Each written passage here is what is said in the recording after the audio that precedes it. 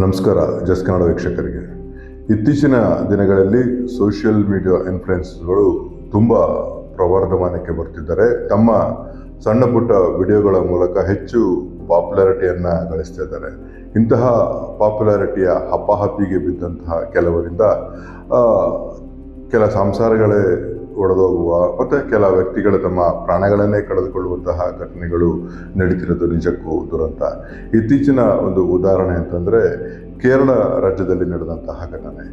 ಕೇರಳದ KSRTC bus ಅಂದರೆ Kerala state road transportation corporation, ಆ ಬಸ್ಸಿನಲ್ಲಿ ಚಲಿಸ್ತಾ ಇರಬೇಕಾದ್ರೆ ಓರ್ವ ಇನ್ಫ್ಲುಯೆನ್ಸರ್ ಯುವತಿ ತನ್ನ ಒಂದು ಸೆಲ್ಫಿ ವಿಡಿಯೋದಿಂದ ಆ ಬಸ್ಸಿನಲ್ಲಿದ್ದಂತಹ ಪುರುಷನ ಪಕ್ಕ ನಿಂತ್ಕೊಂಡು ಒಂದು ವಿಡಿಯೋವನ್ನು ಮಾಡ್ಕೊಳ್ತಾಳೆ. ಆ ಸಂದರ್ಭದಲ್ಲಿ ಆ ಬಸ್ಸಲ್ಲಿದ್ದಂತಹ ಆ ಪುರುಷನ ಎಲ್ಬೋ ಅಂದರೆ ಮೊಣಕೈ ಆ ಯುವತಿಯ ಖಾಸಗಿ ಅಂಗಕ್ಕೆ ಸ್ಪರ್ಶ ಆಗುವಂಥ ಒಂದು ದೃಶ್ಯ ಆ ವಿಡಿಯೋದಲ್ಲಿತ್ತು. ಆ ವಿಡಿಯೋವನ್ನು ಆಕೆ ಸೋಷಿಯಲ್ ಮೀಡಿಯಾದಲ್ಲಿ ಅಪ್ಲೋಡ್ ಮಾಡಿ ತನಗಾದ ಒಂದು ಈ ಕೆಟ್ಟ ಅನುಭವದ ಬಗ್ಗೆ ಒಂದು ಲೈನ್ ಕಮೆಂಟನ್ನು ಹಾಕಿರ್ತಾಳೆ. ಆಕೆ ಅಪ್ಲೋಡ್ ಮಾಡಿದಂತಹ ಆ ಒಂದು ಕೆಲ ನಿಮಿಷಗಳ ಸೆಕೆಂಡ್ಗಳ ವಿಡಿಯೋ ಕೆಲ ಗಂಟೆಗಳಲ್ಲೇ ಮಿಲಿಯನ್ ಗಟ್ಟಲೆ ವ್ಯೂಸ್ ಮತ್ತು ಶೇರ್ಸ್ ಆಗುತ್ತೆ. ಹೆಚ್ಚು ಕಡಿಮೆ 2 ಮಿಲಿಯನ್ ಅಂದರೆ 20 ಲಕ್ಷಕ್ಕೂ ಹೆಚ್ಚು ಜನ ಅದನ್ನು ವ್ಯೂಸ್ ಮಾಡಿ ಅದನ್ನು ಶೇರ್ ಮಾಡಿ ಕಮೆಂಟ್ ಮಾಡಿರ್ತಾರೆ. ಈ ಘಟನೆ ಬಳಿಕ ಆ ಬಸ್ನಲ್ಲಿದ್ದಂತಹ ಪುರುಷ ಅಂದರೆ ಯಾರು ಆ ಒಂದು ವಿಡಿಯೋದಲ್ಲಿ ಕಾಣಿಸ್ಕೊಂಡಿದ್ನೋ ಆರೋಪ ಹೊತ್ತಿದ್ದಂತಹ 42 ವರ್ಷದ ದೀಪಕ್ ಎಂಬಾತ ಆ ಘಟನೆಯಿಂದ ಮನನೊಂದು ಆತ್ಮಹತ್ಯೆಯನ್ನು ಮಾಡಿಕೊಳ್ತಾರೆ.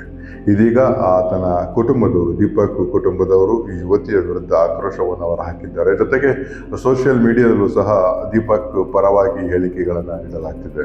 ಆ ರಷ್ಯಾದ ಬಸ್ಸಿನಲ್ಲಿ ಪಕ್ಕ ನಿಂತಾಗ ಅಂತಹ ಸ್ಪರ್ಶ ಸಹಜವಾದದ್ದು, ಅದರಲ್ಲಿ ಯಾವುದೇ ದುರುದ್ದೇಶ ಇರಲಿಲ್ಲ. ಯುವತಿ ತನ್ನ ವಿಡಿಯೋಗೋಸ್ಕರ ವೈರಲ್ ವಿಡಿಯೋ ಮಾಡಬೇಕು ಅನ್ನೋ ಒಂದು ಕಂಟೆಂಟ್ಗೋಸ್ಕರ ಇಂತಹ ಒಂದು ವಿಡಿಯೋವನ್ನು ಶೂಟ್ ಮಾಡಿ ಇದೀಗ ಆತನ ಮೇಲೆ ಆರೋಪ ಬರುವಂತೆ ಅಪ್ಲೋಡ್ ಮಾಡಿದ್ದು ಸರಿಯಾದ ಕ್ರಮ ಅಲ್ಲ ಅಂತೇಳಿ ಆ ಯುವತಿಯ ಬಗ್ಗೆ ಆಕ್ರೋಶವನ್ನು ಹೊರಹಾಕಿದ್ದಾರೆ. ಈ ನಡುವೆ ಏನು ವಿಡಿಯೋವನ್ನು ಅಪ್ ಮಾಡಿದಂಥ ಯುವತಿ ತನ್ನ ಹೇಳಿಕೆಗೆ ಸ್ಟಿಕ್ ಆನ್ ಆಗಿದ್ದಾಳೆ.